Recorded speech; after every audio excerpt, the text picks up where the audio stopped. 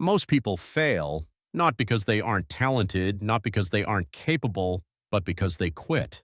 They stop one step before the finish line, one conversation before the breakthrough, one repetition before the transformation. Here's the uncomfortable truth.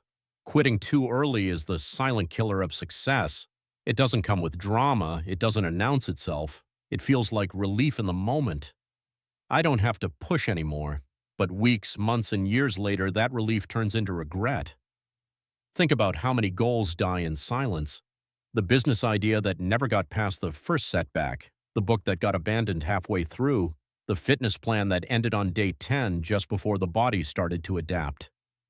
Every single day, potential is buried alive because people stop too soon. And here's the most shocking part. When people quit, they're usually much closer than they realize.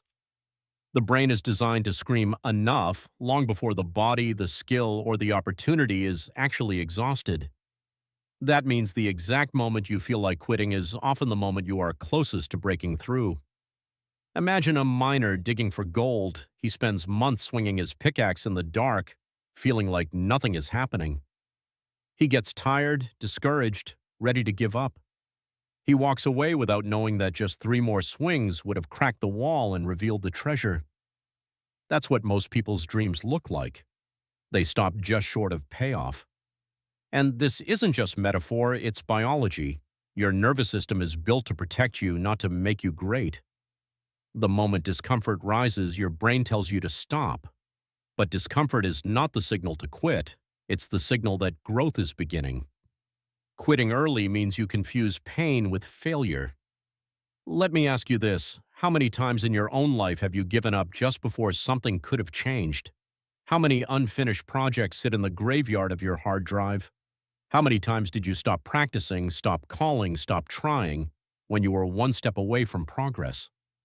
The tragedy of quitting early isn't just lost opportunity, it's lost identity. Every time you quit, you teach yourself, I'm the kind of person who doesn't follow through. And identity compounds. You quit once, it gets easier to quit again.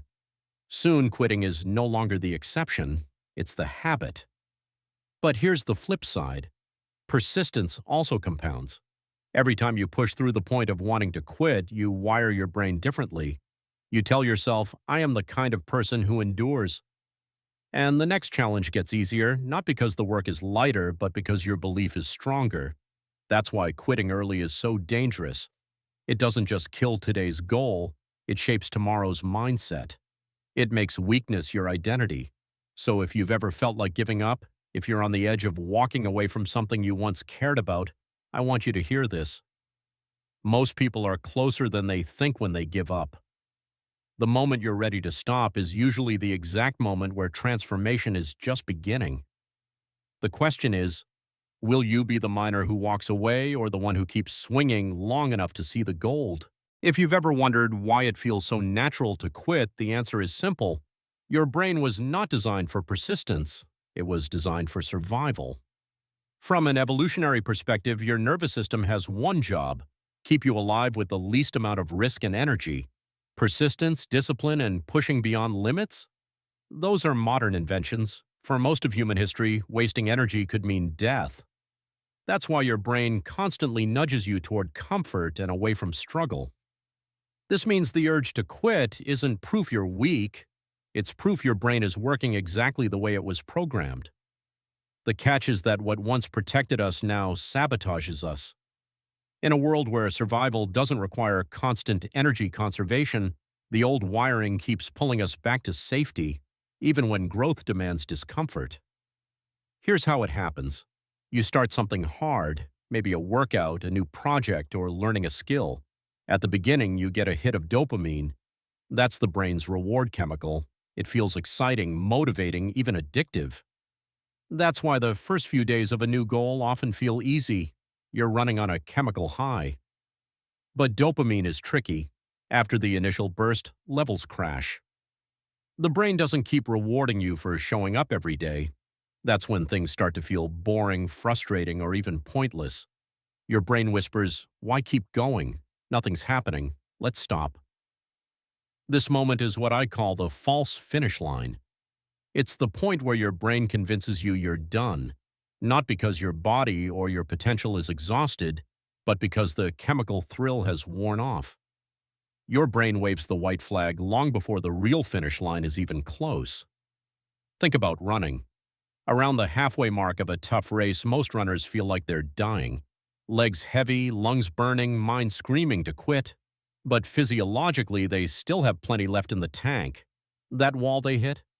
It isn't the true end. It's the brain's early warning system trying to get them to slow down long before collapse is actually near. This false finish line doesn't just happen in athletics, it shows up everywhere. The student who studies for a week feels overwhelmed and drops out. The entrepreneur who launches struggles with the first rejection and folds. The writer who starts a book loses the dopamine high and never finishes. The tragedy is that all of them stopped at the false finish line, the illusion of being done. Another psychological trap is survival bias. Your ancestors survived by avoiding unnecessary risks. The ones who wandered into danger didn't pass on their genes, so your brain is loaded with thousands of years of cautious programming. Whenever effort feels painful, that survival bias whispers, "Stop, play it safe, don't push." But in the modern world, most of those dangers don't exist. Struggling in a gym won't kill you.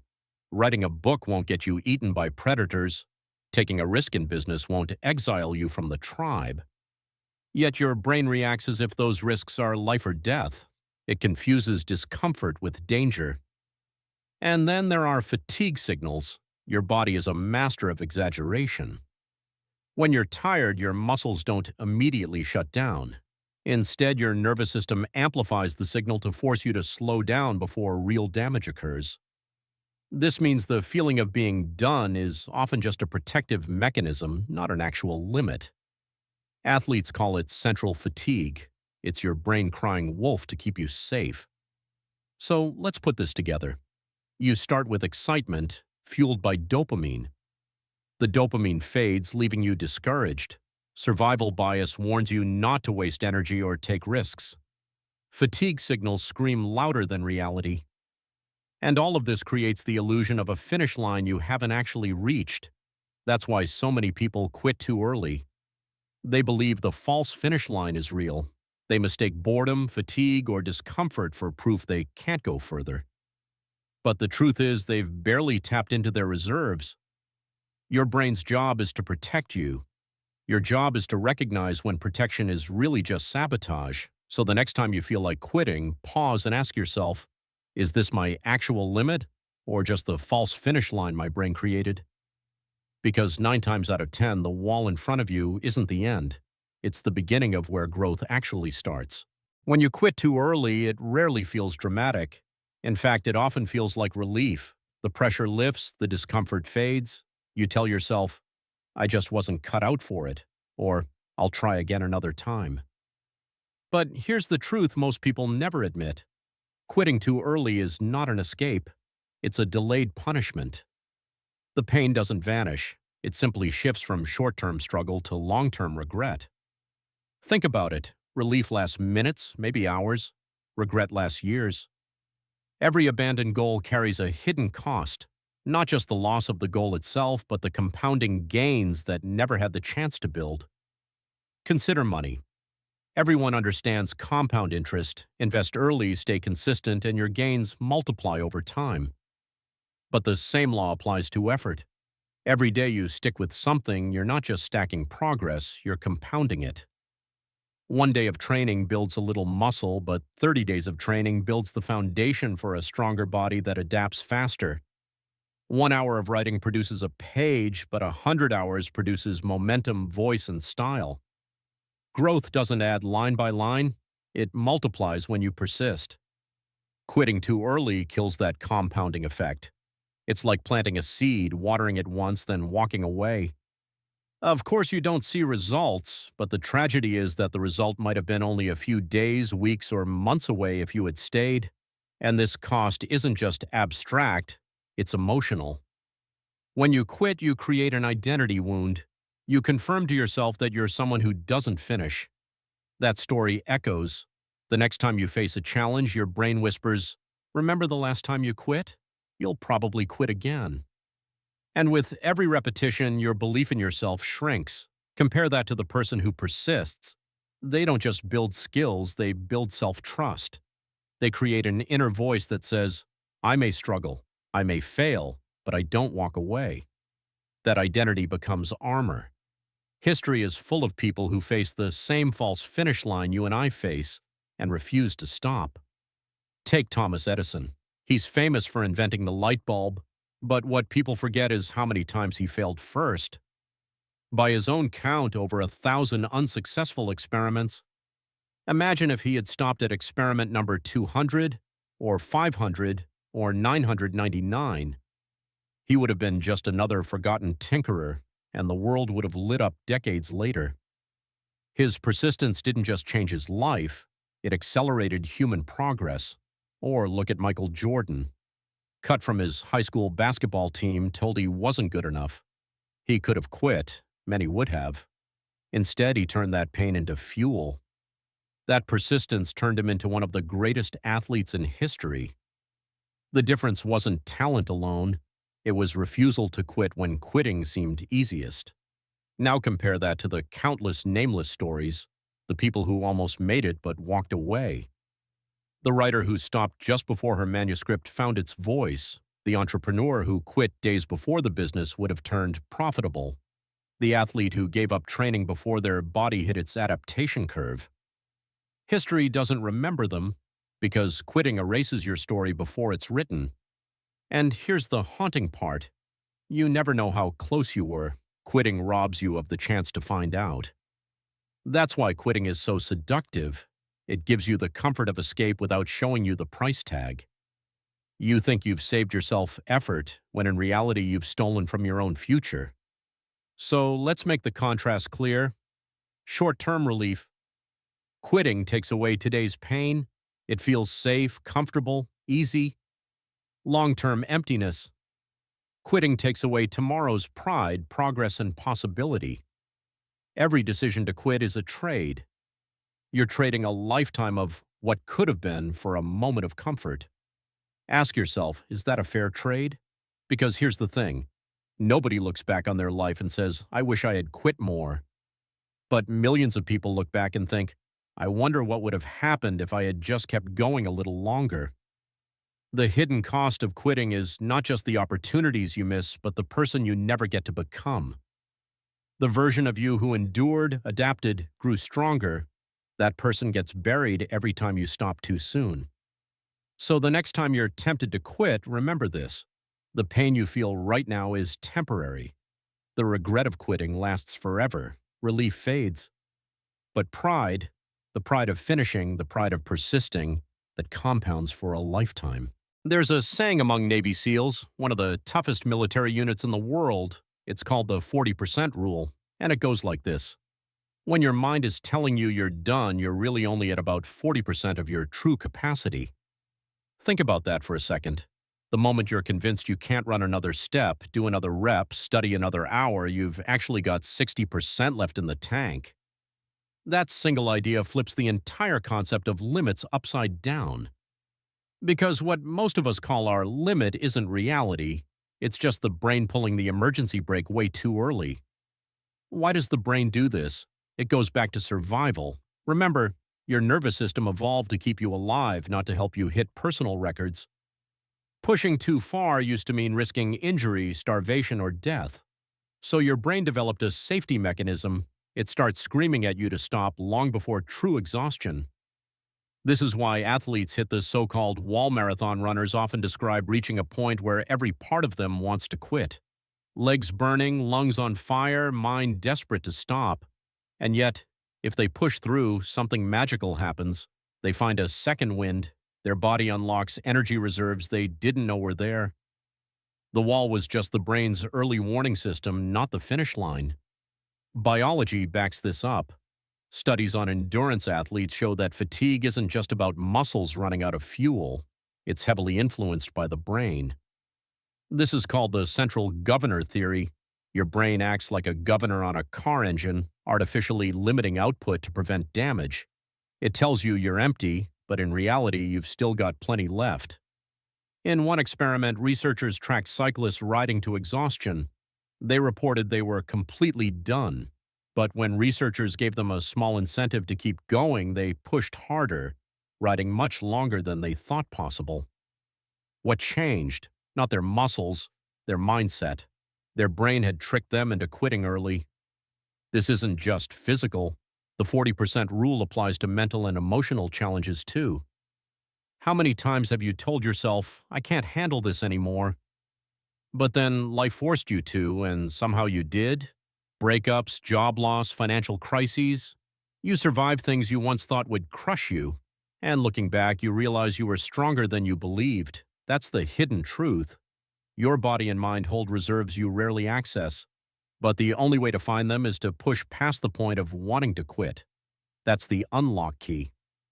And here's the wild part. If you've been stopping at what feels like your limit, you've probably been living on 40% effort your entire life. Imagine what would change if you tapped into even a fraction of the unused 60%. Think about your goals, the business you gave up on, the fitness you never built, the skills you stopped practicing. Were you really out of ability, or were you just at the brain's safety threshold? How much potential has been left on the table because you believe the signal instead of testing the truth? Here's an example from David Goggins, a retired Navy SEAL who popularized the 40% rule. During one of his early ultramarathons, his body was breaking down. Stress fractures, kidney issues, complete exhaustion. Every part of him screamed to quit. But he kept going, and he finished. Later, he realized his mind had been lying to him. What felt like 100% empty was just the brain's protective illusion. That experience rewired how he saw limits forever. Now, you don't need to run 100 miles to see this principle in action. You can test it in small ways. Next time you're at the gym, when you feel like you can't do another rep, push for 2 more. When you're studying and your brain says you're done, give it another 20 minutes. When you want to stop writing, finish 1 more page. Those small pushes prove to you that your limit isn't real. Every time you push past it, you steal a little power back from the false finish line your brain creates. You expand your belief in what's possible. The 40% rule isn't just about toughness, it's about truth. The truth that you are capable of far more than you think. That the voice in your head screaming quit is not a signal of failure, but a test.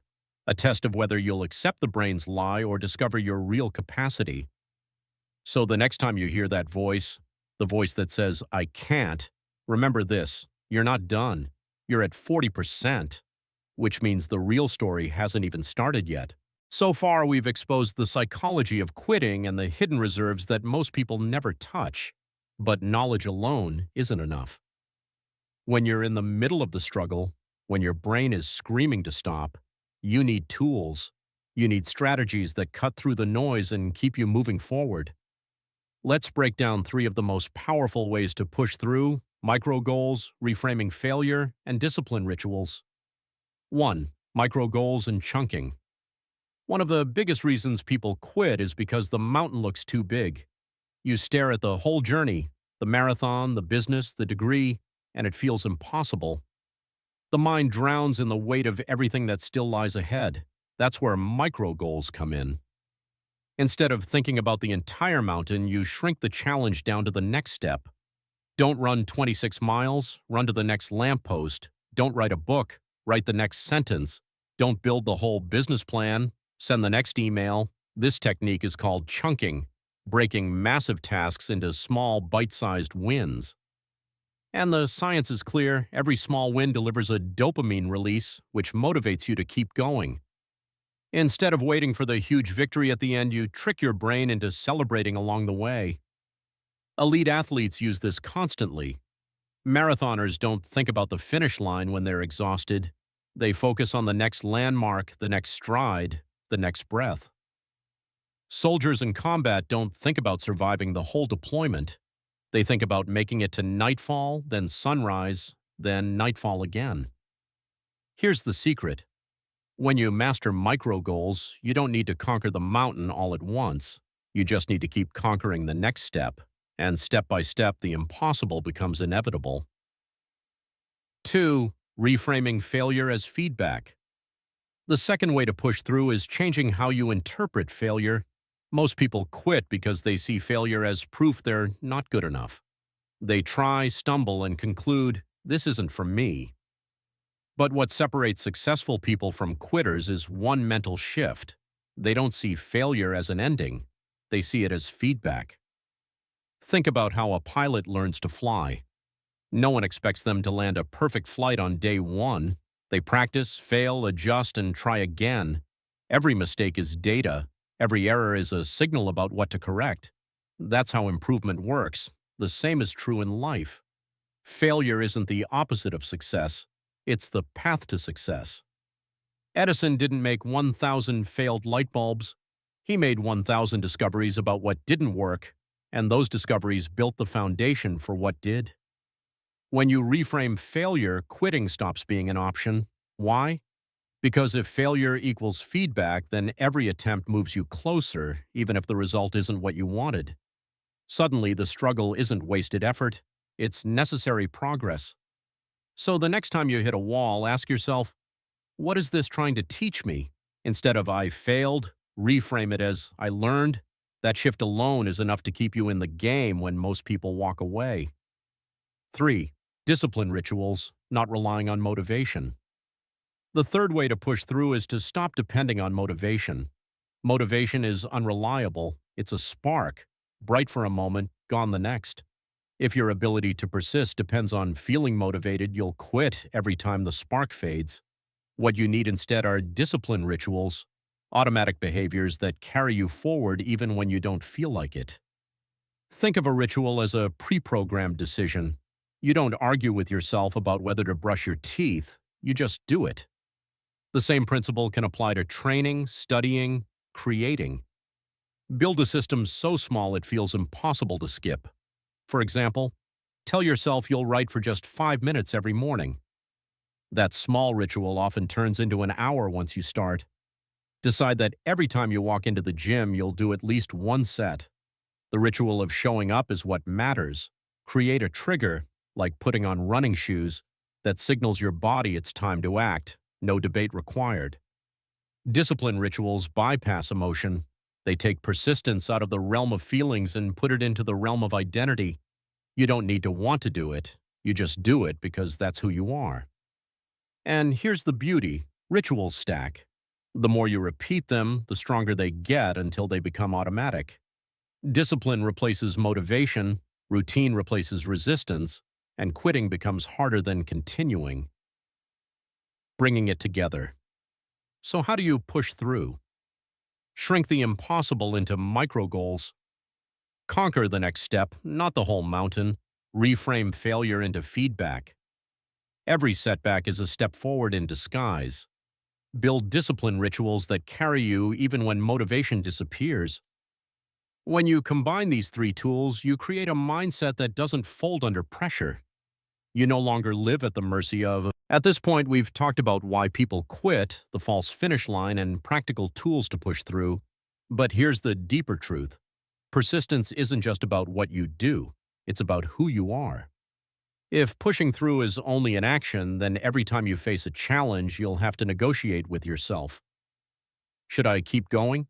Should I quit? Do I feel motivated enough today? That constant debate drains your energy, and eventually the weaker voice wins.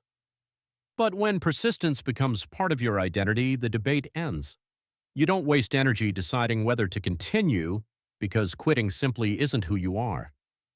Think of it like this. A smoker who says, I'm trying to quit, still identifies as a smoker. They're in conflict with themselves. But a smoker who says, I don't smoke, has shifted identity. They're no longer fighting temptation every day because the habit doesn't belong to them anymore.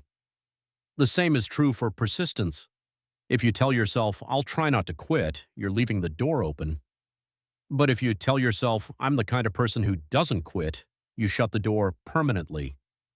That single shift changes how you act under pressure. This is where psychological reprogramming comes in. You can literally rewire the way you see yourself through self-talk and mental framing. Start with your inner dialogue. Pay attention to the words you use when you struggle. Most people say things like, I can't do this anymore. This is too hard. I'll never get there. Those words shape identity. When you repeat them, you convince yourself you're someone who gives up when things get tough. Now imagine flipping the script. What if in the exact same situation you said, I can do one more step? This is where I get stronger. I don't quit. It sounds simple, almost too simple. But self-talk isn't about lying to yourself. It's about reframing the struggle as proof of your identity. Every time you declare, I don't quit, you reinforce the identity of persistence. And over time, your brain aligns with that story. Think about athletes again. The best ones don't just train harder, they carry identities like, I am relentless, I am disciplined, I finish. Those identities carry them when motivation is gone. It's not about the individual workout or the individual game, it's about protecting who they believe they are. And here's the key, identity works like a compass. If your identity is, I'm someone who quits when things get tough, then every decision will pull you back to that reality. But if your identity is, I'm someone who persists no matter what, then even in your weakest moments, your compass points forward. There's a famous concept in psychology called self-perception theory. It says we form our identity by observing our own actions. In other words, every time you push through instead of quitting, you cast a vote for the identity of the person who doesn't quit. And the more votes you stack, the stronger that identity becomes. But here's the secret most people miss. Identity doesn't come after the success. It comes before it. You don't wait until you've finished the marathon to call yourself a runner. You call yourself a runner while you're struggling through mile 1. You don't wait until you've built the business to call yourself an entrepreneur. You claim that identity from the first step, and then you prove it through persistence. So, how do you create that identity shift in practice? Start small. The next time you feel like quitting, don't frame it as a battle about the task. Frame it as a battle about who you are. Say to yourself, if I stop now, I teach myself I'm a quitter. If I keep going, I prove I'm the kind of person who finishes. That framing changes everything, because suddenly persistence isn't about finishing the workout or the essay or the project. It's about protecting your identity, and we'll fight much harder for who we are than for what we do. This is why some people seem unstoppable. It's not that they never get tired or discouraged or beaten down. It's that they've burned the identity of persistence so deeply into themselves that quitting feels impossible. Their inner voice doesn't negotiate. It simply says, this is who I am. And here's the part that should excite you. Identity is built by repetition. Every time you push through when you want to quit, you reinforce it. Every time you silence the excuse, you strengthen it. And eventually, persistence isn't just something you try, it's something you embody. So remember this, persistence isn't just about action, it's about identity. Tell yourself, I am the kind of person who doesn't quit. Live it, repeat it, prove it. Because once that belief takes root, you stop asking, can I keep going? The answer is always yes, because that's simply who you are. We've come full circle. From the moment we started, one truth has been echoing through every story, every piece of science, every strategy. Most people quit too early. Not because they're incapable, not because they lack potential, but because they surrender just before the breakthrough. Quitting early is wasted potential. It's leaving the gold buried in the mine, the book unwritten, the race unfinished. It's letting your brain trick you into believing the false finish line is the end. And the cost isn't just lost opportunity, it's lost identity. Every time you quit, you tell yourself, I am someone who stops when it gets hard. That story writes itself deeper and deeper until it becomes who you are. But pushing through, that's where greatness is forged. The people who keep swinging, who take one more step when their legs are shaking, who write one more page when their mind says stop, those are the ones who discover what lies beyond ordinary. Persistence isn't glamorous in the moment. It's painful, it's boring, it feels invisible. But it's also the quietest form of power, because while others are quitting, you're compounding, you're stacking effort, you're building an identity that cannot be broken. And that's the difference. The difference between people who dream and people who achieve. Between those who wonder what if and those who can say, I did. Look back at the moments in your own life when you felt like you had nothing left, and yet somehow you found a way. Those moments are proof that you have reserves, proof that you are capable of more, proof that quitting is a choice, not a destiny. And here's the line I want you to carry with you. Success is hidden just beyond the moment you feel like quitting. That's the doorway. That's the threshold. Most people stop at the door, but if you can take one more step, just one, you'll discover what they never will. Now the question is, are you willing to go further than most people ever will? Because if you are, then you already know what to do. Keep building, keep pushing, keep strengthening your mindset until persistence isn't just what you do, it's who you are. And if you're ready to take that journey with me, if you're ready to step into the identity of someone who doesn't quit, then make sure you hit that subscribe button, because this is just the beginning. Every week we dive deeper into the tools, strategies, and psychology that will help you push further than most people ever imagine. Remember, you don't have to do it alone. This community is here to remind you of your strength when your brain tells you to stop, to give you the mental edge that separates those who fold from those who finish. So if you're ready, if you're serious about building resilience, discipline, and unbreakable persistence, subscribe now, join us, and keep building your mindset here with me. Because the truth is simple, most people quit. But you don't have to. You can be the one who pushes through, the one who discovers the greatness waiting on the other side of discomfort, the one who refuses to waste potential. So don't stop here. Don't quit now. Take the next step, claim your identity, and remember, y'all. Success is hidden just beyond the moment you feel like quitting.